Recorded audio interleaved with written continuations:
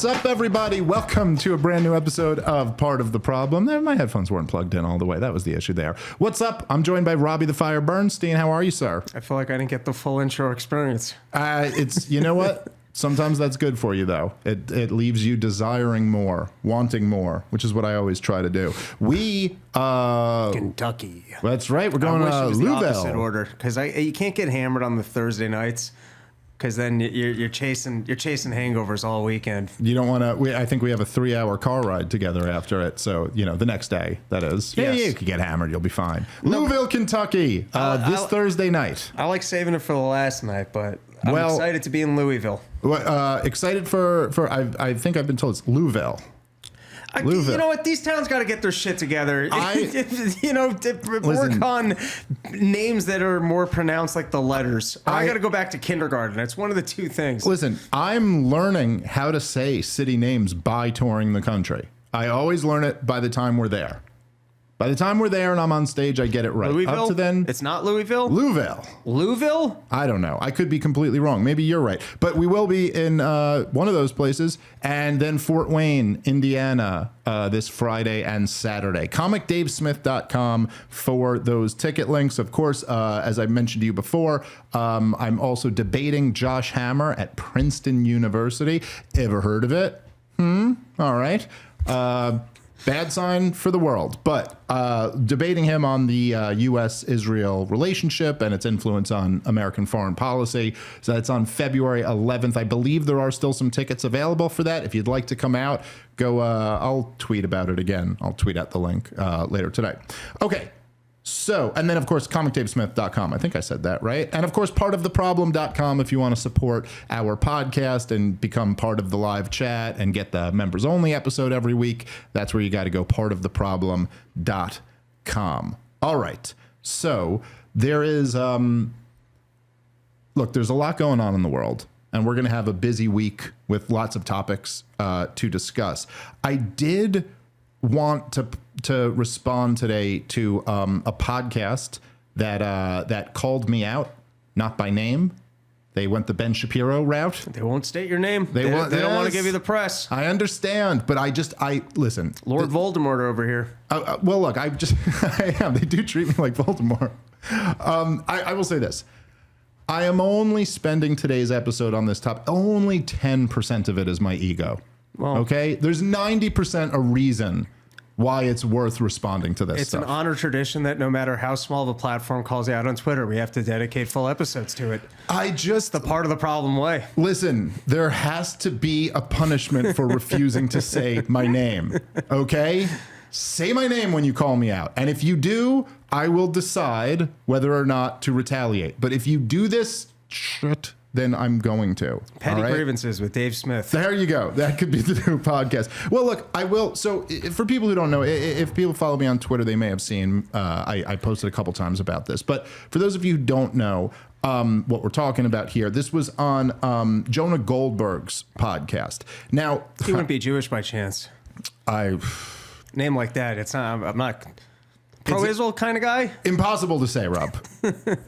Impossible to determine one way or the other. I don't know. But this is, ironically, I guess, given our back and forth, I've actually, as I was posting about this on Twitter and as we discuss it here on the podcast, I've had to explain who Jonah Goldberg is to a lot of people because the truth is he's kind of... I never heard of him. Yeah, well, and it's understandable. It would be understandable that most people paying attention today have not heard of this guy. But I'm just a little bit older and I'm obsessed with this shit. So I know exactly who Jonah Goldberg is. And Jonah Goldberg was the editor at National Review, which National Review, of course, was for at least the second half of the 20th century, probably the gold standard of a conservative publication, debatably the most influential conservative publication. Jonah Goldberg was a young star in this world. And, in neoconservative circles, let's say, he was really, he must have been, he's got to be about 15 years older than me, something in that ballpark. But so this would put him, I mean, he was the editor of National Review in 2002. So if he's 15 years, I mean, I don't know exactly his birthday, but this would put him at around 30, maybe. So imagine, like, he was like really a big shot at that time. And I remember many years, I remember reading his weekly columns in National Review and seeing him on all types of TV shows. He was always on the Fox News All-Star panel and this stuff. And, you know, advocating all of the disastrous policies that ruined the 21st century.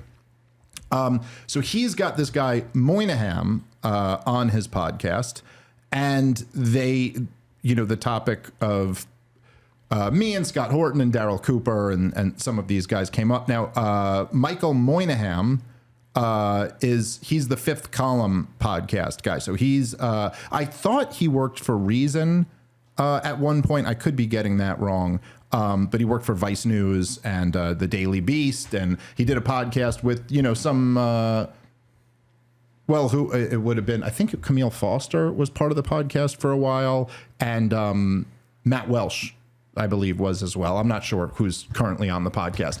But anyway, as tends to happen with these things, I get, you know, they were talking about me and some people in our camp, and then, you know, people on social media send it to me, and I did end up listening to it. And it's kind of fascinating to me because, again, I remember being, you know, whatever, I was 20 when he was 30 or 35 or whatever, and he was the, you know, the editor at National Review. And I remember, you know, hating him then because he was wrong about everything and awful. And now it's just, it's a little bit of a surreal thing when, you know, they're like trashing me.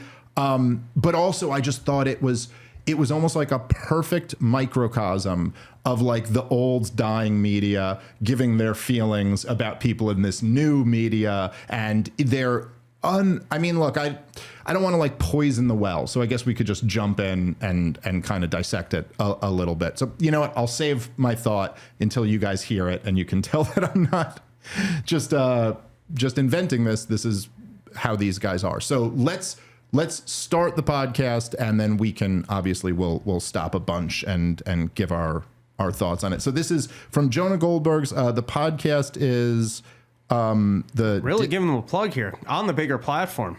Yeah. Listen, these guys are, they're kind of like, you ever see those commercials, Rob, where it's like on Fox News, they'll have the commercials where like you can send a box of Jewish goodies to a Holocaust survivor somewhere in the world. I never saw it. Is that a real thing? Yeah. These people are without, and it's our job to help them. So let's get some eyeballs on Jonah Goldberg's podcast. Potato skins for them to open up and go, I haven't seen this in years. I guess, okay, the show is called The Remnant. Which is a reference that I'm quite fond of. Back to my childhood in camps. All right, listen. Come on, Jonah. There's just a bunch of Jews here joking around, all right? We can all have fun together. All right, let's dive into this and discuss. Defending East Germany. You know, this thing like what Soviet nostalgia gets right. It's like, excuse me. And I think so much of that comes from foreign policy, actually, because Sohrab was a very dedicated neocon. He was a very hold on. Let's. It should be 55 minutes is where we want to start. And this is 55:11. 55:11. Okay, yeah. Maybe I was wrong about that. Sure. No. I thought it should be right there. But hold on one second. Yeah. Okay. Just play it. That's fine. Change in Iran, where I think he was either born or his parents were born. He might actually have been born in Iran. Is this from the right one? From Guilty, actually? You see libertarians. Okay. There's a completely batty school of libertarians who seem to have taken over the kind of mantle of libertarianism. You see this comedian guy who's always, I can't remember his name, who's always talking on Twitter, and they never talk about economics. I've never heard them talk about economics. Okay, let's pause it right here. Just not. So this is, look. What can you say about this? First of all, I understand there's this comedian guy who's kind of taken over the libertarian mantle. Who else are we talking about here? Okay, so this is clearly a shot at me. What these guys do, and this is, again, it's these tactics from the old order that somehow they think are still going to work.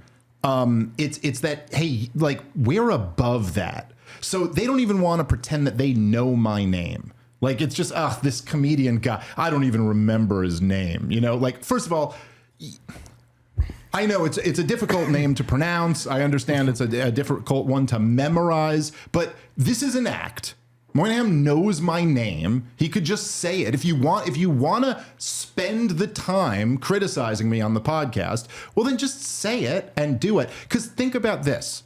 While you guys think I was going to say before, but I said I didn't want to poison the well, but it's like, you'll see through this whole thing. It's just this pure, like, snob routine that they do, like just constantly letting you know, and they're not even good at it, so they're like, I'll just tell you that I'm better than you, whereas like you're supposed to kind of demonstrate that, not just assert it. But think about, while you're trying to play this game of pretending you can't remember the name Dave, think about how stupid what you're saying is. Imagine saying you can't remember someone's name and then criticizing them for what they don't discuss. Just think about how stupid that is. Like, you're telling me that if you can't remember the name Dave, you don't know enough about me to remember the name Dave Smith, yet you know not only what I do talk about, right? Because you'd have to have a lot more familiarity with someone to criticize them for what they don't talk about, right? Like, I could not be familiar with someone at all and see them say one thing, and then I could criticize them for what they said. But in order for me to criticize someone for not discussing something, like avoiding a topic, I'd have to actually follow their work, right? Because that would be pretty stupid.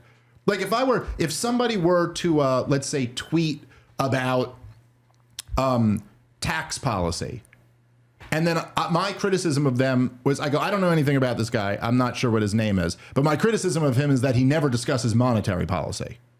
Well, how would I know that? Unless I was somewhat familiar with the guy. And then he could turn around and be like, I wrote 3 books on monetary policy. And I'd be like, oh, I feel like a retard. Because I just criticized someone whose name I don't know for what they don't discuss. And again, a good way to avoid looking really, really stupid like that is to, like, not do this, not criticize someone for what they do. And again, Moynihan, sorry, this is just a stupid criticism. I talk about economics constantly.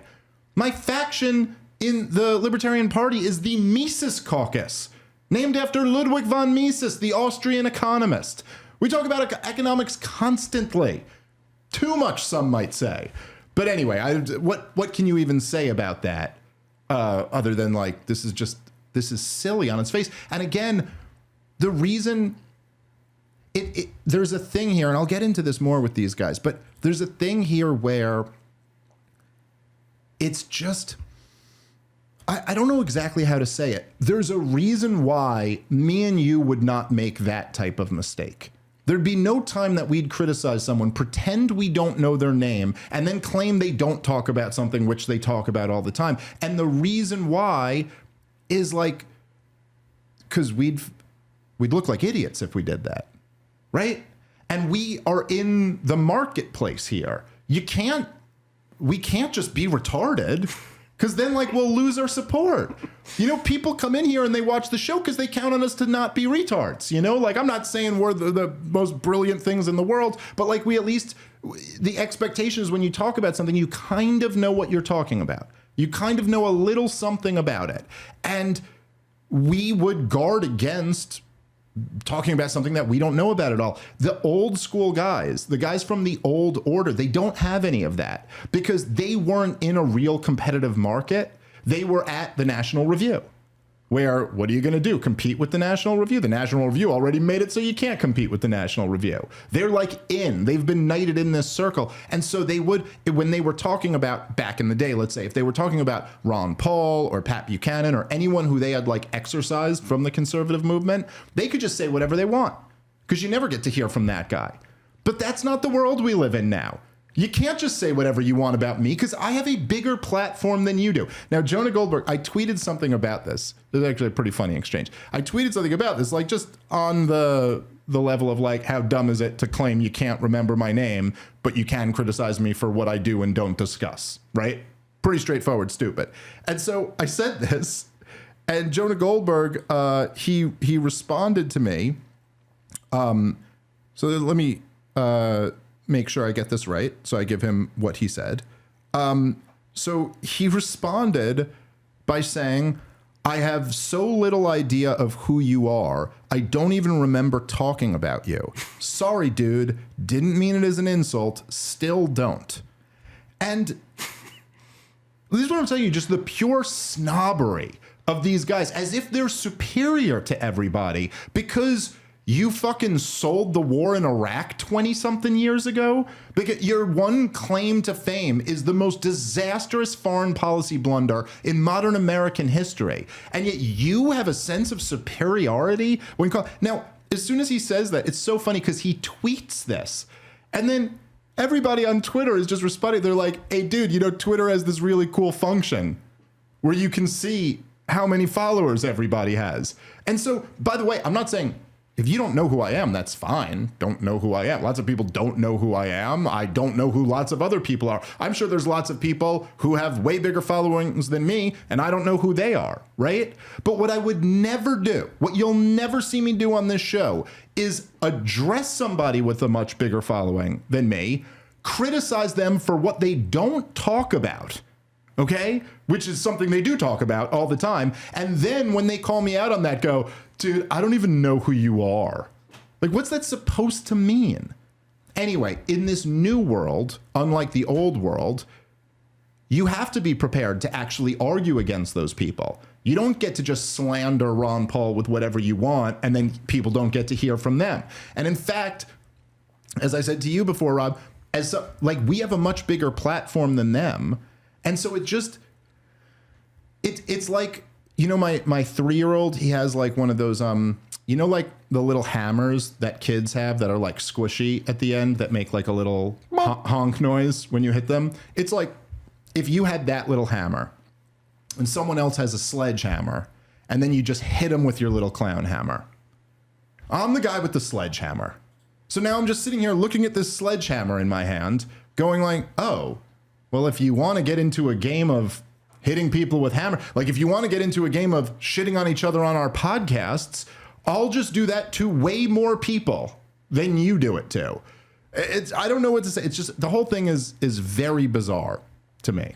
All right, guys, let's take a moment and thank our sponsor for today's show, which is, of course, Crowd Health. We've been telling you about this company for years because they really are that amazing. If anybody here is not thrilled with their health insurance carrier, which is pretty much 100% of people, you got to check out Crowd Health. It is a decentralized healthcare payment system that frees you from the tyranny of health insurance. So in other words, this is not health insurance. It's an alternative to health insurance where you can see whatever doctors you like because there's no networks limiting you. It's significantly less expensive than health insurance. They rip out the middleman with all the bureaucracy, and a lot of people say this is a huge portion of the costs of health insurance. Singles are about $185 a month. A family of 4 is $605 a month. And you can use the promo code POTP and get only $99 a month per person for the next 3 months. Again, Crowd Health is not health insurance. It's a totally different way of paying for healthcare. Terms and conditions may apply. Check them out at joincrowdhealth.com. An unbelievable company and a really great alternative to the broken health insurance system. All right, let's get back into the show. I don't know, Rob, any thoughts? Well, you know, this is our first time discussing it. You sent the episode my way this morning, and I gave it a listen when I was preparing. And it's funny that you call them snobbery, because the word I had in my head was that it's just very bitchy behavior. And the two moves, it's one, criticizing us of, oh, you're libertarian, so then you guys should be talking about economics, which for one we do. Well, that's about to come up. Oh yeah, I guess that came up already. Yeah. We do. And then the second one, which I'll talk more on this later once we hear it, but I've experienced this a lot of times in contracts where someone will put something in a contract and you go, well, I take issue with that. And they go, well, it's not important, but we have to keep it. Right. And that's their entire argument about you guys shouldn't be focused on the foreign policy. It's not important, but it should be exactly the way that we lay it out. Well, then it's important. And then that means we should discuss it. But it's kind of like this bitchy move of like, no, it just should be my way. Let's just have it my way. Don't even discuss it. You guys should be going talking about this other thing. And you're like, well, why can't we discuss it? Yeah, you're not supposed to. It's not your thing. Yeah, if it's not that important, let's just take it right out of the contract. And now it's really not important. It's so not important that we never have to think about it again. Yeah, I get the comparison. All right, let's keep playing. even an issue. It's all about foreign policy. It's all about Israel. They're literally more interested in having conversations about how bad Churchill was than they are about, are trade barriers net positive for the American worker, right? Yeah. I mean, these are interesting conversations that I think they're actually really... Pause it right there. Think about the just bitch behavior is a good way to put it. Just condescending snobbery. Oh, you'll decide what are the interesting conversations. Like, by the way, are trade barriers good for the economy? Is an interesting conversation. I'm not downplaying that. These are listen, we're all policy nerds here, us and them, right? Like, this is what we all do. Yes, that's the type of thing I would read an article about. I would listen to a podcast about. Like, I do find that to be an interesting conversation. Are you saying that Israel or World War II are not interesting conversations? Are those not things, like, as if it's like, and I'll tell you, this also is of the old order, is that this is, by the way, this was a big part of the beef that Murray Rothbard had with National Review. And when the hardcore libertarians kind of got purged out of that movement, was that they wanted Murray Rothbard to just write articles about the minimum wage. And he was like, no, I want to write about the war in Vietnam. And they'd be like, well, libertarians should be like economic specialists over here. And he was like, no, I don't agree to that at all. And that's what they always wanted libertarians to be. But the thing is, first of all, the war in Israel is not separate. The war in Gaza or whatever is not separate from economics. There's an economic component to that war as well. And the fact is that our relationship with Israel has been, let's say, a large piece of the puzzle of why we fought the war in Iraq and why we fought the war in Libya and Syria and Yemen. And, all of these conflicts are all very interrelated. And this has cost trillions and trillions of dollars. So it's not as if this conversation is separate from a discussion about economics, and the economics of it are actually very important. But just the idea that you get to come up here and say, now this is an interesting conversation, but you guys want to talk about this, which is not interesting. Listen, I mean, objectively speaking, they're all interesting topics. There's interesting conversations to have with all of them. But who the fuck are you, Moynihan, to decide what's interesting and what's not? Again, these conversations are things that get many more eyeballs on them than anything you ever do. So people are interested in these conversations. You don't just get to come in anymore. This isn't how it works. You don't get to just come in anymore and go, no, we've determined what is interesting. And these are the parameters of what you're allowed to discuss. I mean, look, for libertarians, people who believe in liberty, I mean, what could be more important than the topic of war? The ultimate infraction on liberty would be dropping bombs on cities full of people. It's even more tyrannical than top marginal tax rates being too high, as I'm sure Jonah Goldberg would like to limit the discussion to. Sorry, we want to talk about the war. And oh, by the way, Jonah Goldberg also wanted to talk about the war back when he was helping to sell the war in Iraq. He probably doesn't want to talk about that anymore. Jonah Goldberg probably doesn't want me to read from Jonah Goldberg pieces from 2002. He'd probably rather those fell apart, or those faded into the distant past, and we forget about that. But if anybody wants to, they're still on the internet. So he was fine to talk about war when he was selling the catastrophe. But those of us who want to avoid the next catastrophe, we should really just shut up and talk about tariff policy or something like that. I think war is one of the harshest consequences of having a Federal Reserve, which is a big economic topic that we'll talk about. Yes. Is that instead of having to tax people and sell war bonds, get people to support a war, you just get to rob them through inflation. Yeah. And you get to have wars without the support of the American people. And if you want to have a war with Russia, you can even have... that billionaire, talk about how it's cheaper because you got Ukrainian lives are going to be lost because Americans won't actually go and fight these foreign wars anymore. Yeah, was that the guy that got the medal from Biden? I forget his name. The currency dude. I know. The old guy. About. Yeah, bad with names. Well, look. I mean, also, I will just say that you guys, the listeners, you may remember this better than me, but it was either one podcast or two podcasts ago that we had a whole discussion about tariffs and their effect on the consumers and how you can't really tax your way into prosperity and it's just going to make goods more expensive. We can't really tax foreign countries. We can only tax the goods that Americans are consuming. It's like we do talk about this stuff. Again, it's all right. Let's keep playing. Real conversations to be had. I mean, David Autor at MIT wrote that thing about, there is a problem with free trade and what, the opening of China has done to the blah, blah, blah. That's an interesting conversation to have. People like Russ Roberts, who are smart, to have a Scott Linsicum, who's brilliant on this stuff. And that's I love reading about it. They've just completely abandoned it. And it is their motivation for everything is foreign policy. The thing about Tucker that I've noticed, he said it, I think, once directly, but he said it a number of times, and I know exactly who he's talking about. He says, these people who I used to scorn because as a conservative, I was supposed to. And he's talking about Noam Chomsky. Mm-hmm. And he's done a bunch of these things about Chomsky. Glenn Greenwald, too. I mean, he used to tell me, I'm agreeing more and more with Glenn Greenwald. I can't believe it, Yeah, now it's just out in the open. I mean, it's just out in the open. They do these 2-hour love fest together, but that kind of thing. I mean, it started. Okay, so let's pause it for a second here.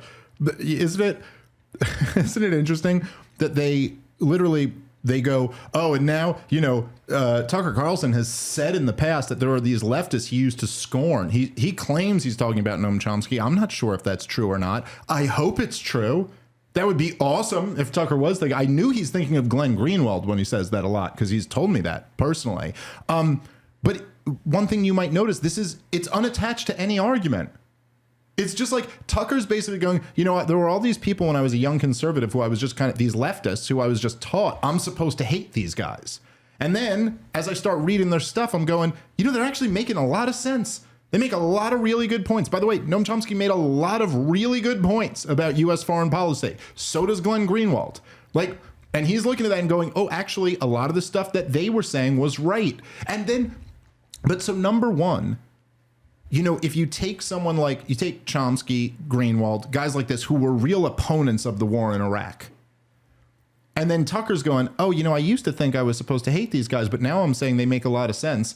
And Goldberg, one of the major people who was selling the war in Iraq, just goes, yeah, it's terrible. But you're not going to address at all why? You're not going to address why you guys lost the moment, why you guys lost the argument, because the policy you supported turned out to be an unmitigated disaster.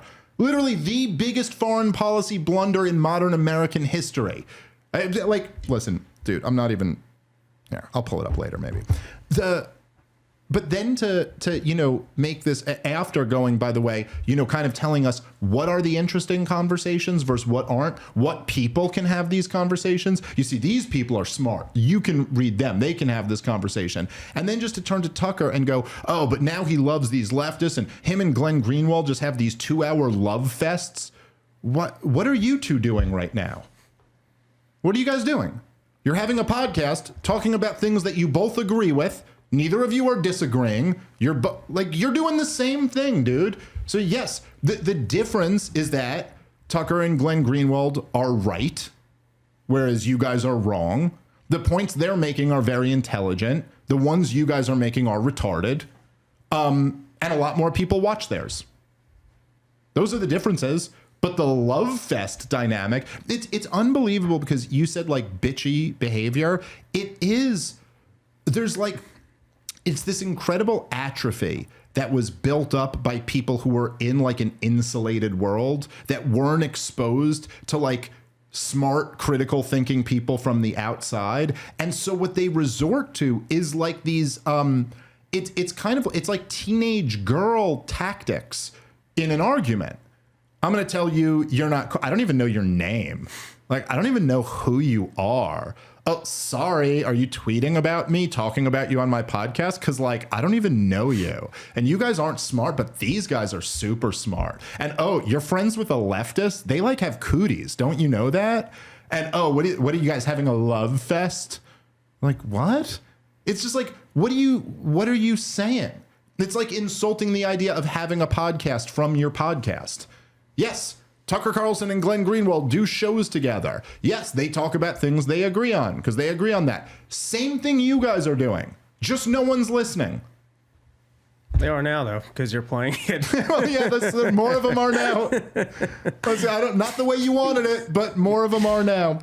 All right, guys, let's take a moment and thank our sponsor for today's show, which is Public Rec. If you are tired of squeezing into stiff dress pants, you got to check out Public Rec and their new Game Changer pants. You really can have it all, style and comfort. And for a limited time, our listeners will get 20% off their entire order with the promo code PROBLEM at publicrec.com. That's 20% off when you use the promo code PROBLEM at publicrec.com. Whether you need clothes for the work week, formal outings, or just hanging out on the weekends, Public Rec's Game Changer pants will be your new go-to. They have the most comfortable pants you'll ever wear, and they look great too, and you can wear them at the office. For all you guys out there who don't like being in uncomfortable dress pants, you got to check this out. Again, publicrec.com, promo code PROBLEM for 20% off your entire order. After your purchase, they'll ask you where you heard about them, so please support the show and tell them that you got sent by the Part of the Problem podcast. Go check them out, publicrec.com, promo code PROBLEM for 20% off. All right, let's get back into the show. All right, let's keep playing. For me, with Trump, in that interview that he did with Bill O'Reilly, when Bill O'Reilly said, Putin's a cold-blooded killer, and he's like, look at our history. You've done a lot of bad stuff, too. And I was like, wait, what? The Republican nominee for president just, said we're pretty bad on the international stage, too. And it's just been a weird thing, particularly. So let me ask you about this more directly, because I've asked a couple people about this. A good argument against Trump there. Pause it for a second. Really took on the idea. This is what I mean. Does that not, by the way, I just said it. Does the next sentence not perfectly describe what I'm talking about? Where it's like teenagers, what? Are you going to attach this to an argument or no? You're talking to the guy who sold the war in Iraq, okay? Yes, by the way, we have talked about this moment quite a bit. It wasn't when Trump was a candidate. He was already president of the United States of America. It was the Bill O'Reilly halftime of the Super Bowl interview. So this is after the presidential election. Now, it's like these old school guys, I don't even know how to say this. Okay, this is the analogy that I'll give. All right, Rob? Because I think you'll appreciate this. Maybe not, but let's see. Okay, so I'm a big MMA fan, right? Love the UFC. When we're out on the road this Saturday night, we're going to be in the green room watching the UFC after our show is over, because that's what we always do. And I've been a fan of the sport for many, many years. And the first podcast I ever did was the Hammer Fisting podcast with Lewis. Me and Natalie actually met each other on the now defunct, the short-lived Yo MMA Rap. But anyway, big fan of the sport. So for people who don't know, the UFC started in the 90s. Now, I grew up in the 80s. I was born in 83, so I was 10 when the UFC started. But I remember when I was a little kid, and people around my age will probably remember this, but every town in the United States of America had a dojo. They had karate places, or Taekwondo was really big. There was a bit of the what was Bruce Lee's one, like Wing Chun or something like that. But there were all these different Eastern martial arts places. And this was the old order, okay? And in this old order, it was always whoever the guy at your local YMCA who taught Taekwondo, I went to Taekwondo, almost every boy I knew, when we were 7 and 8, this is what everyone did, was karate. Now this, back then, it was very mystical. and the instructors would always claim these wild things. You know, like I remember my guy telling me he was a 7th degree black belt in the art of whatever nonsense he was teaching me was, and only 3 men in the world could kick his ass. He could kick everybody else's ass, and he had like this eagle crane punch that would make your heart explode if he hit you. Like, this was real shit that instructors would say to kids. However, in the old order, you couldn't spar. Because what am I gonna do, Rob?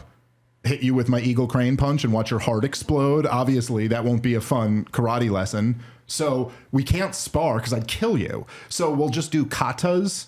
You know, you just practice the moves and you do it in front of the mirror, and then you'll hit the bag, and then you'll do this, but we don't fight because we'd kill you, you know?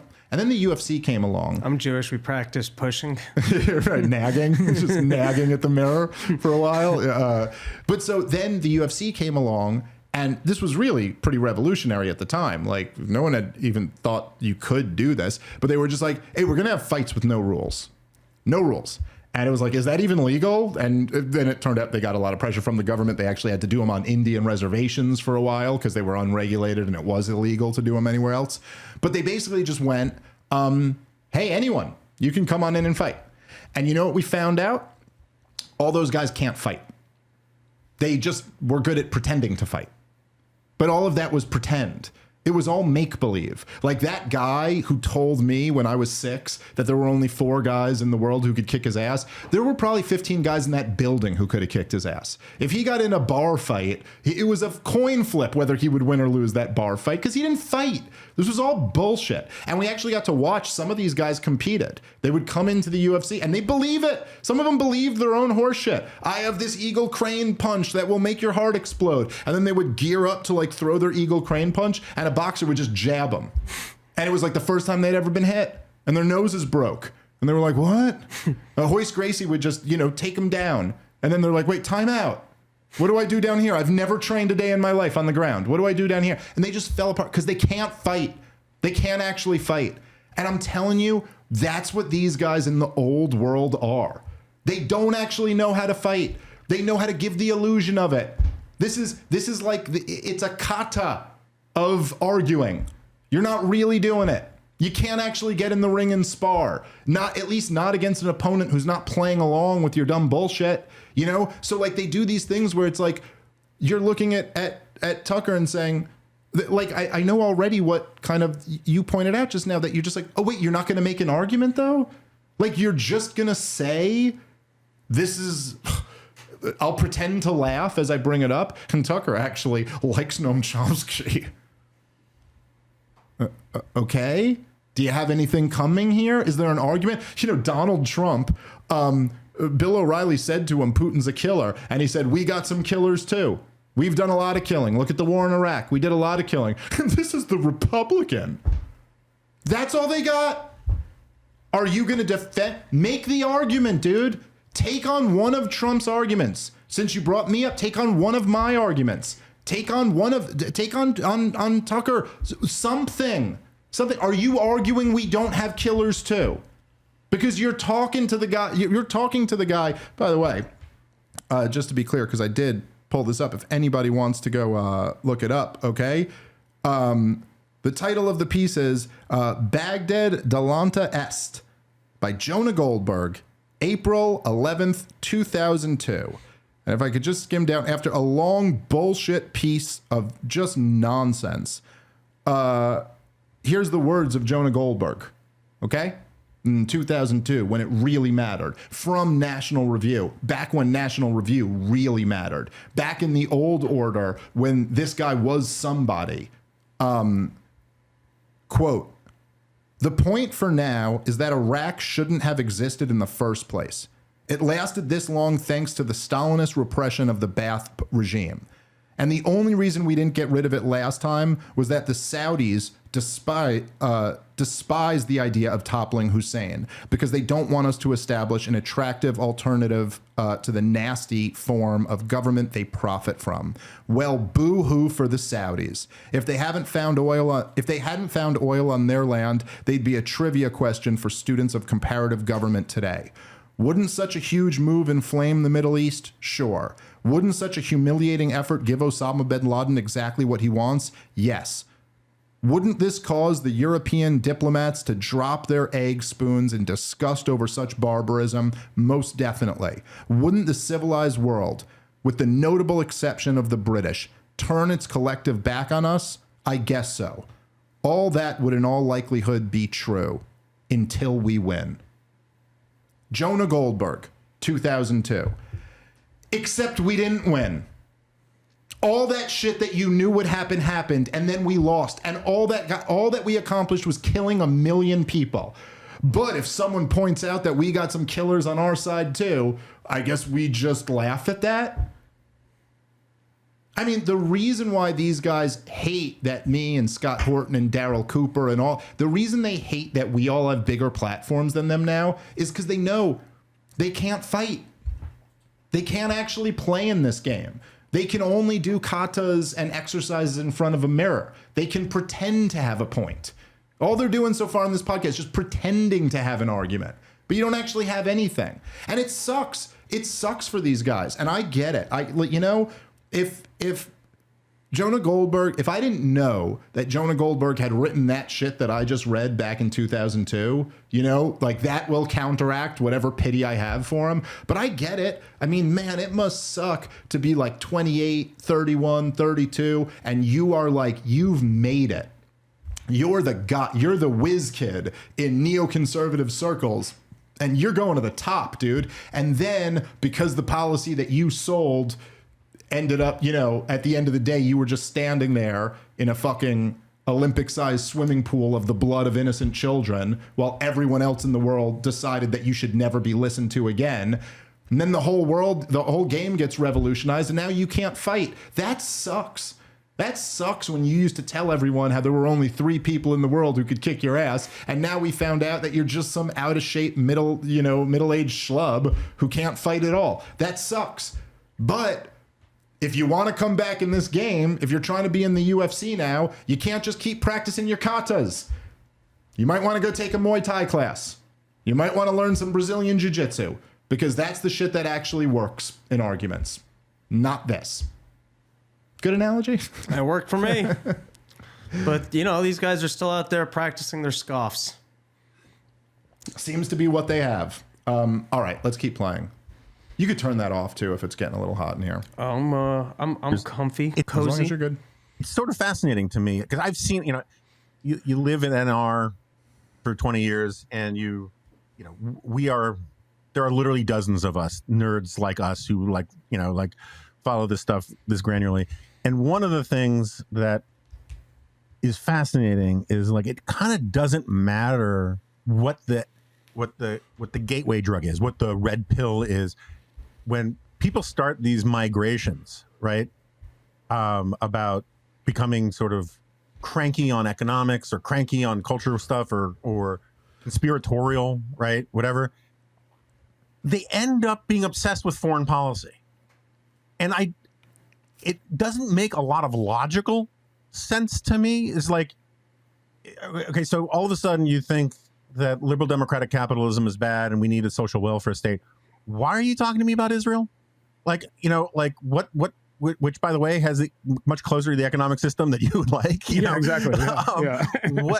Okay, but it's let's weird. Pause it's like, it there. I mean, again, it's like the condescending giggling isn't a substitute for an argument. Now, he transitioned from talking about libertarians who don't talk about economics enough to now I don't know exactly who they're talking about, but somebody who thinks we need more of a welfare state here. Certainly not talking about libertarians anymore. But listen, I don't agree with people who say that we need more of a welfare state here, obviously. But the idea of just dismissing the argument without even, again, taking on any of it, it's like, well, I think the point would be something like we've spent trillions and trillions and trillions of dollars following your clean break strategy of toppling governments all throughout the Arab world. And that's money that could have been spent here at home. Now, you could agree or disagree with that argument, but it's not there. It is a fairly reasonable one It isn't one that you can just scoff at and dismiss. And like, especially, you know, again, for the guy who was selling the war in Iraq to turn around and act like there's no argument that that money could have been put to better use. Like, I'm not a welfare state guy, but man, would we have been so much better off if those trillions of dollars had been spent on welfare rather than destroying Iraq for no reason. Seems to me like they got a pretty strong argument on their hands, and you don't seem to have a counter to it. All right, let's keep playing. And the reason why, one, because you kind of brought it up, but two, I was talking with Pod about this yesterday. My colleague Nick Catoggio, he made this argument that I don't necessarily fully subscribe to, but I think it's worth taking seriously. That the reason why Trump is talking about, literally in his inaugural address, about territorial expansion of the United States and taking the Panama Canal, is that is historically where nationalism has to go, right? There is something about notions of greatness and nationalism that has to lead to greatness on the world stage, and the only metric for that is either winning a war or expanding your territory, right? And it feels to me like there's some truth to that. It can also be explained by Trump's Putin envy, right? Oh, he got to do it in Ukraine. Xi gets to do it in Tibet and Taiwan. I got to do it somewhere, right? If I'm going to be remembered like one of those guys. But it's very strange to me how radicalism in one aspect of political philosophy so often for so many different types of people, whether they start out as libertarians or stay libertarians nominally, or they become Marxist or they become, ultra nationalist, whatever, they end up just getting really worked up about international stuff rather than, like, even though they said that their transformation came because they cared about the plight of the forgotten man and the lower classes in America. It's weird to me. Do you have a theory about it? Yeah, I don't really have a theory. I mean, I haven't when it came to people on the left, friends that, went through this in college and stayed like that. And they were the ones that were always pushing, Chomsky's books. Just pause for a second. Sure. I mean, the stupidity of, you don't understand why people that believe in social services and aren't be giving resources, why they might look at the piles of money being spent on military equipment or foreign entanglements and going, hey, why don't we just start by not spending that money? That has, you can't even come to that argument. You can't figure out a working theory on that? You can't figure out why a poor person in New York can look at the amount of money being spent in Ukraine and that it does no good for them and going, hey, can I just have some of that money? Or just that you're concerned about the plight of the worker in America and you can't, like, and then look at the largest thing that we spend money on and it being defense. Yeah, like, let me try to really break this down for you guys, because you're such, just your daunting intellects who obviously can't remember everyone's name. Like, they can't even see what the argument would be or why people would be concerned. Okay, you see images constantly on the news of areas of Gaza being flattened with your money that was spent on bombs, and you can't understand why a person that cares about the poor and goodness in the world might not go, hey, instead of that, can someone cover my hospital bill? You can't even understand why someone's brain would go there. Maybe we got to simplify this a little bit. Okay, Jonah, Michael, let's say you live in house A, okay? House A is your house. I'm going to rob house A of money to spend burning house B and all of the people in it alive, okay? I'm robbing from you in house A to burn children alive in house B. Do you see where people concerned with the plight of people in house A might be opposed to that? You got any working theories on that? Geez, I don't know. I guess I'll just sit here scratching my head for the rest of the day, trying to figure out why people concerned with the plight of working people in America might care about funding foreign wars. And of course, it's as if these guys who, I mean, I don't really know much about Moynihan other than that he's at the Fifth Column, and I don't know much about him. I know more about Jonah Goldberg, but certainly Jonah Goldberg was supposed to be like you know, it's like all these guys, like Charles Krauthammer was one of them. Bill Kristol was one of them. They were always in the old world, in the old order. They were billed as these like super intellectuals. Like, oh, these are the guys that are really, really smart. Like they've really read everything and they know everything. But then you see Bill Kristol when he comes to debate Scott Horton and you're like, oh, again, it's literally the only thing I could compare that to when Bill Kristol debated Scott Horton was early UFCs. When someone from their local dojo would come to fight Royce Gracie. And you just be like, oh, that guy knows how to fight. You guys have been practicing nonsense. And again, it was a painful thing for those guys at the time because it's not just losing a fight. You know, losing a fight is one thing, but it was losing a fight in a way where you go, you have to start from square one. You've devoted thousands and thousands of hours to nonsense. You do not have, and that was Bill Kristol when he came. But all these guys, okay, Jonah Goldberg, you should be steeped in like the classic great conservative literature enough to know that it's not like a wild argument to make that look. There is no more important factor in the relationship between the government and its own citizens than the permanent warfare state. Like that is a huge component of how tyrannical our government is against our own people, right? It's not just the money. It's like immediately, and this is true throughout not just American history, but through the history of almost every single country, but it's certainly true in American history too, that like the biggest crackdowns of civil liberties come at times of war.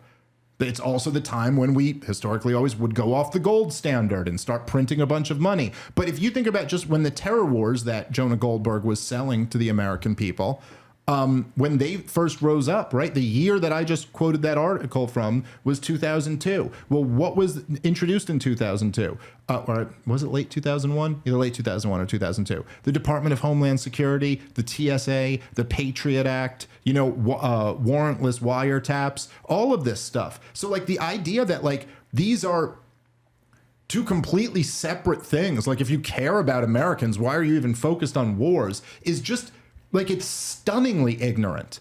It's like no serious conservative thinker ever would have not understood the argument there. Just really weak, really, really weak all the way around. This kind of brings to mind, I don't know if you've ever watched this special, but Bill Hicks, he's got that special and he closes it out. I wouldn't even say the end of it's a joke. It's more of a poem where he's talking about how life is just a ride. And then he closes it. I don't even know if the math on this was true at the time, but he closes it out with, if we stop spending money on wars, we could feed, clothe, and everyone on Earth many times over and explore space together. Probably not. But still, yeah. If you've never seen it, it's worth watching those 2 minutes. It's pretty great. But like, I just, that idea has been in the ether for so long amongst, let's say, classic liberals or people that are concerned. Your Glenn Greenwalds, who might believe in more socialism and wealth distribution than we do. But it's I don't know, if I was in a relationship and there was no food and we didn't have health care and my wife kept buying jewelry, it would be stupid to just go, hey, let's spend more money on the health care. Yeah. The first thing would be, why are we buying all this jewelry if we can't afford the health care and the food? Yes. Well, and as the point Glenn Greenwald's made, which they don't even seem to realize that they were kind of making the leftist argument for them, but he goes, well, there's people who want to see more social services here, but then they're complaining about Israel that has a lot of those social services. And you're like, yeah, that's the point Glenn Greenwald's making. But because, listen, it's not just that we are funding Israel's war. It's not like that's the only funding Israel gets. Israel gets billions of dollars every year, just regularly. Why do those Jews get social services that we don't? Well, the point... The healthcare sucks out there, by the way. I experienced it firsthand. Well, that's okay. Listen, I love Glenn Greenwald and consider him a hero, but, you know, he should be a libertarian, but he's not. But, like, that's kind of, I think, more the point we would make. But the point Glenn Greenwald is making is that why is it that, so I want these social services here, they already have that there, why are we now sending them money when they already have the stuff that we're saying we can't afford to give our people? His argument makes sense. I think your argument is superior, that it's like, actually, you don't really want those social services, but they're talking about it like he doesn't, anyway, these guys just don't know how to fight in this world. They don't know how to argue. Here, let's keep playing a little bit more. and that sort of thing. You see the thing with Chomsky is that just the math doesn't make sense. Could it possibly be that in every one of these foreign policy entanglements throughout the history of the United States, that we're the bad guy in this? In every single instance? I mean, that obviously was pretty pause telling. again? Like, Hold on. I get it. Sorry. Like, you guys just aren't fans of the United States. I hate to just say, like, that seems like a sort of okay. Go ahead. You can pause it now. Go ahead, Rob. This one annoyed me a lot when I was listening to it, because it's not necessarily that we're the bad. Against Hitler, we're not the bad guys. The argument is, do we need to be involved? Does it help us to be involved, and did it even help the world for us to be involved? That's you're not really taking on the argument or the question. Yes, there are other bad guys in the world. Yes, you can even make the argument that America needs to stand up to those bad guys. The argument that we're making is it's been a waste of money and hasn't actually helped anyone. And then you're more of an expert. The argument on World War II is that we just ceded all of Europe to Stalin. How did that do for the world? But I even without that, I'm just saying the argument is not whether or not, oh, we're the bad guy in everyone. It's, did we need to be involved? Did it serve our interest? Did it help anybody? Yeah. Well, also, no one's saying Osama bin Laden's good. Yeah. No one was exactly. saying. No, of course. And again, for the guys who were supposed to be intellectuals, who were supposed to be these like conservative, again, it's in the same way that Beto O'Rourke just had the it factor, according to CNN and MSNBC. In the old order, Jonah Goldberg was just super smart, in the same way that they would say that, whatever. Michael Avenatti is, this guy's really a crusader for justice or something. The porn star's lawyer is a really above board guy. But in the same sense, it's like, first of all, let's just say, even if your argument is, he goes, so you're saying it just happens to be that we're the bad guy in all of these conflicts? And then just laughing as if, well, it's not like a matter of logic that couldn't be the case. Like, what do you mean?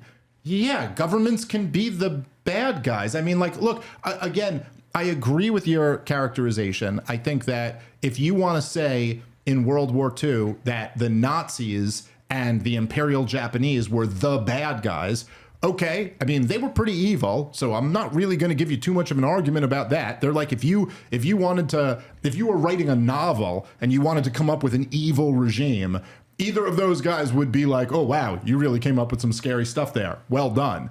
Now, on the side of the Allies was Joseph Stalin.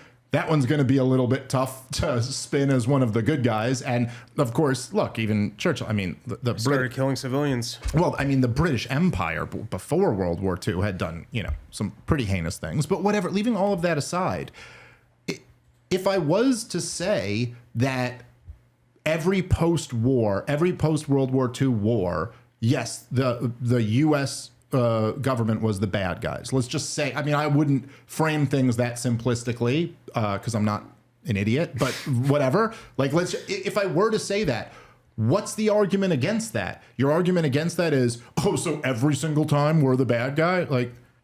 Well, that's not an argument, dude. Again, this is you guys don't know how to fight. That's not an argument. Which conflict? Explain to me how we were good.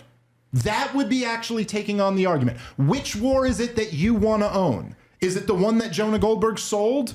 Do you want to own the war in Iraq? Okay, so let's argue there. Who were the good guys? Was what we did good? Is it not? We can't characterize that as bad? What would we call it if any other country did that, right? And so it doesn't actually, and then to go, you just don't like America? So now really, these two, the guys who are going to determine what is the interesting conversation and which people are really intelligent and get to have that conversation and which ones, I guess, can just be mocked and laughed at. Okay, you're not familiar with the most basic insight that Bastiat, and many other great thinkers made, which is that there's a difference between your government and your society. What conservative doesn't know that? What conservative who's ever read 3 books hasn't figured out that it's the left who has a blind spot for that, not conservatives? That your government and your society is the same thing. So if I just say, hey, I think the Biden administration is corrupt, that means I'm saying I think my grandma's a bad person and I hate football and apple pie. Like, these are all the same things. No, I don't hate America. I love America. It's why I'm against the cancerous government in DC. But for me to say that a bunch of corrupt politicians with their with the help of their faux intellectuals like Jonah Goldberg at National Review, that they sold an evil policy, that proves what? Like, what? It's just, if you think about how stupid the argument is, it's like, okay, so if I were to say to you, Rob, the war in Vietnam was evil, the war in Iraq was evil, the war in Afghanistan was evil, the war in Libya, in Syria, in Somalia, in Yemen, these were all evil. And your response is, oh, come on, they can't all be evil, dude. You got to pick one that was good. And you don't even have to argue with me about one of them being good. Like, you don't even have to go, well, no, let me tell you why the war in Libya actually was justified. You just get to say, nuh-uh, can't be all of them. What is this? There's no argument here. There's nothing. I mean, I don't know. I remember when we won in Vietnam, we kept the whole region from turning communist. Yeah, that's right. Yeah, that's right. And luckily, we won in Iraq, and so the entire region's now democratic. Yes, democracy and celebrated democracy, and now those people in the region are far better off. Just go visit Libya. They're doing great over there since we started to celebrate democracy in the region. Oh man! And I think we were at war in Cambodia. Did we win that one? I'm sure the people in that region, are happy about how we bombed them to liberation. No, we were the good guys. We were the good guys where you hate America. Those are your options. It just is like, I don't even know what happened in the Korean War, but I'm pretty sure we kept North Korea in check, so we don't have to worry about them anymore. So that was a victory, right? Well, it's just, I find it so funny because it is like, it's as if like a 4th degree Wing Chun black belt was sitting around today talking about how the UFC ruined martial arts. And a lot of them do think that, by the way. They go, I ruined martial arts because, it used to be pure and it used to be about this. It's like, no, you used to be able to bullshit. You used to be able to convince people that you were smart, and now they see through you. And a lot of it was because, the policies you pushed resulted in pure disaster. All right, let's keep playing a little bit more. Things like you're anti-American, but there's a lot of truth to it, right? I mean, for sure. Like the people's history of the United States is the Zen view of history is that it starts from the premise that the people in America are oppressed by the same evil government and the elites, and you start from the assumption that we're wrong and then work backwards. Yeah, it's the original sin kind of view of foreign policy. And, like if you're Noam Chomsky and you're dedicating time in 1976 to saying that Father Poncho and all of the accounts coming out of Cambodia are probably fake, and they're just, over. And anyway, by the way, whatever's happening is our fault anyway, because we bombed. I mean, you can get to this point and they work backwards. So it is weird to me to see these people. We're not at fault for bombing Cambodia? Nominally on the right, is that the argument? Libertarians taking this kind of argument that is fundamentally an argument that looks to work backwards from the conclusion that we probably did this. I mean, looking at this, this guy that I saw, his name's Scott Horton. I don't know anything about him, but he's this anti-war.com. He's a libertarian-ish guy. But he wrote a book about Ukraine. And what is the name of the book? Provoked. It's the name of the book. It's just like, we did it. It was us. Even in Ukraine, the color revolutions, we are destabilizing people. No one else is ever doing this. And, Putin and Transnistria, they don't care about that or something. But it is this kind of envy, I think, with Trump, who's like, yeah, they do it and they get away with it.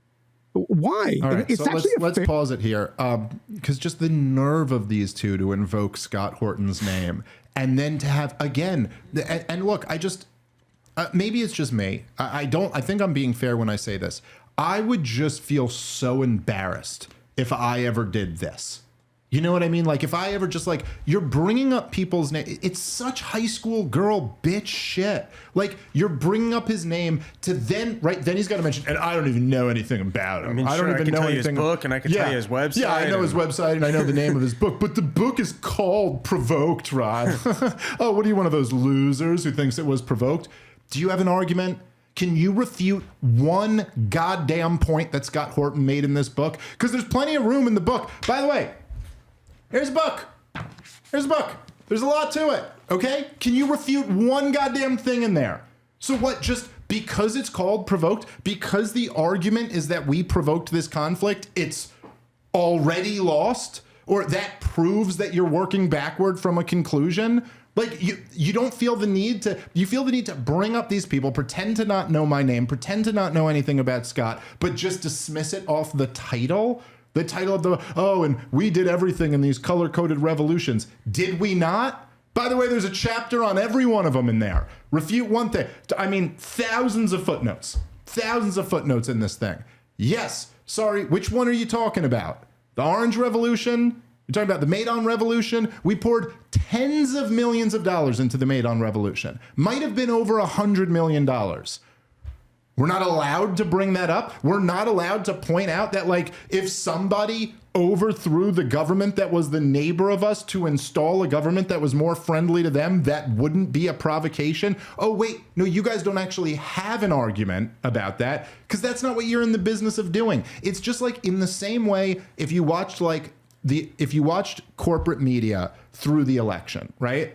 You'd be like, they're not in the business of reporting the news. They're in the business of gaslighting you into supporting the regime, right? So it's like, first it's like, oh, these are all cheap fakes of Joe Biden being old. Then it's like, oh, Kamala Harris is joy. Then it's like, oh, there's a Nazi rally at Madison Square Garden. None of this was about reporting the news. This was doing the thing where they were letting you know you don't want to be with those people because we look down at those people and those are bad people. That's what they're doing here. That's it. There's nothing more to it than that.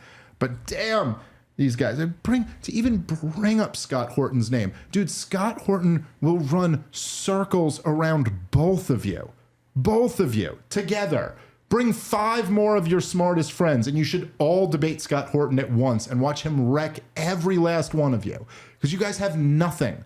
Here, let's play one more little clip and then we got to wrap up. Fair question, in the sense that these people are never worked up about the sort of territorial desires of Putin of trying to reassemble a Russian empire, not in a Soviet way as such, but kind of Soviet in its way. Like the argument that you get from Chomsky and, Glenn Greenwald, who's been on our podcast a bunch of times and who I like personally, by the way, and I think he's a very, very bright guy. I just disagree with him on a lot.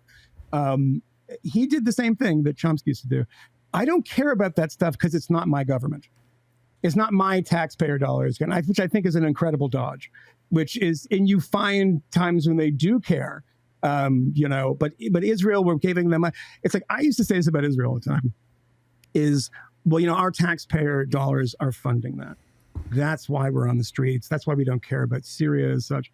Look, I lived in Sweden for a number of years, and I've never met I've seen a culture that is so obsessed with a country so far away and has so little. I mean, it's like 17,000 Jews in Sweden, and they don't give any money, but they are out there on the streets every time Israel does something. There's something else motivating this.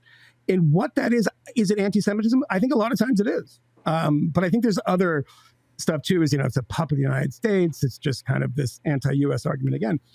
Why those people have gone that far? It's like, look, one of the things I don't understand either, and we have a lot of mutual friends here, and there's a lot of people I respect, but I see a lot of people like at the Bulwark, for instance, that don't like Donald Trump and are rightfully outraged by, especially I haven't looked, but I'm sure they're outraged, and they absolutely should be, about this Jan 6 pardons. It's it's a disgrace. And I'm glad that there's some Republicans coming out and saying this. Don't pretend to love the police when you're saying to everybody. Even J.D. Vance said, no, we wouldn't do that. But I've seen it take over the brains of so many people that they stop even caring about conservatism as such. They're not really making arguments. It's just been completely overwhelmed by a friend who I like and writes over there. I saw him post something on Facebook, I think. And it was, was it Jimmy Carter or somebody died? And they said, yeah, okay, fine. But the problem was he didn't come out against Trump hard enough.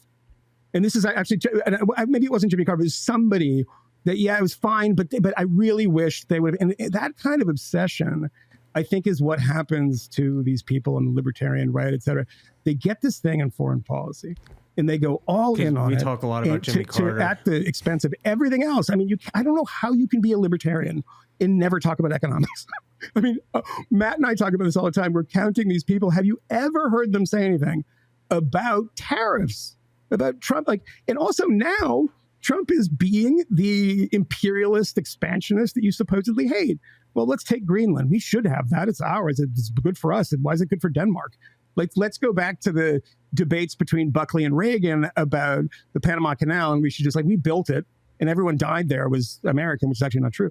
But that kind of argument is they seem to not have that ideological core that, makes them associate with either a party or an ideology. Watching these people be deranged by this, and I do think that there's people that we like and we know, and I don't mean to say the bulwark. There's a lot of good people over there, a lot of people I like over there. I get it, yeah. But you know what I mean? It's like a shorthand at this point. Sure. People that have just, I don't see, the Dispatch is great because I see Scotland Sickham has a column. And he's writing about these economic issues that are what we've always talked about, which I think is So you want my theory about why a lot of these people don't like to talk about economics? Because I think there's a really basic explanation for it. Because it's complicated? Well, it's complicated and it's not complicated. It's the reason why they don't like to talk about economics is that, Irving Kristol used to say, there's no non-capitalist economic theory. Mm-hmm. Mm-hmm. Because the second you get out of capitalism or free market economics, you are bringing in stuff from other realms of thinking and imposing it on something that doesn't, there is no Catholic theory of economics. I'm not saying that there isn't a Catholic understanding of economics, right? But theory has a specific meaning in social sciences, right? It's like a falsifiable thing, right? And the reason I bring that up is that free market economics, I mean, you're the guy who you made the allusion to broken windows earlier. It's funny, you actually made references to both broken windows, both the James Q. Wilson broken window stuff and to Bastiat's broken window. I'm referring to the Bastiat stuff, right? So they do know Bastiat. Stuff says that all economics boils down to trade-offs, right? Choices, right? And so you can celebrate the money that the window maker is getting from the broken window, but that's taking money that would have been spent for other things, right? It's all Tom Sowell, right? It's you can't spend the same dollar twice.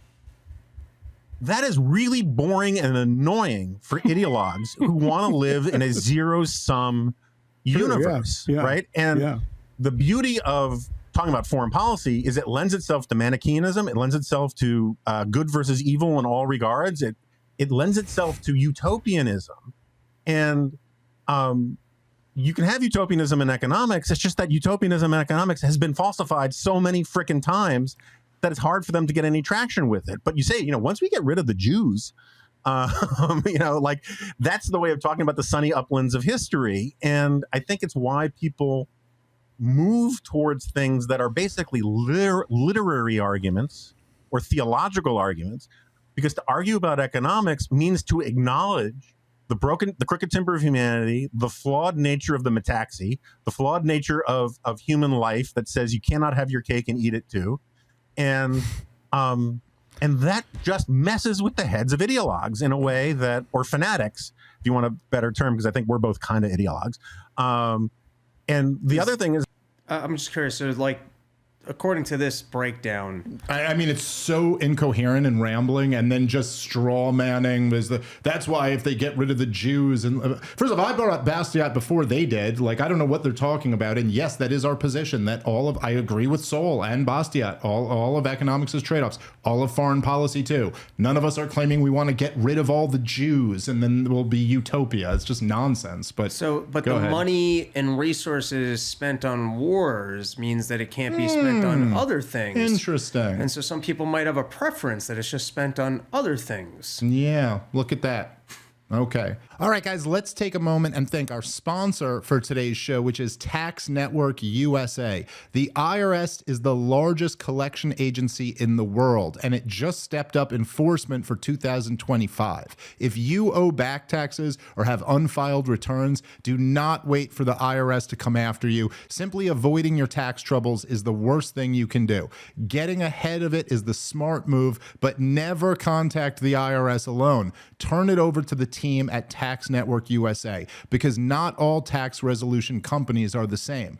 Tax Network USA has a preferred direct line to the IRS. This means that they know which agents to deal with and which ones to avoid. Tax Network USA has proven strategies that are designed to settle your tax problems in your favor. Whether you owe $10,000 or $10 million, their attorneys and negotiators have resolved over $1 billion in tax debt.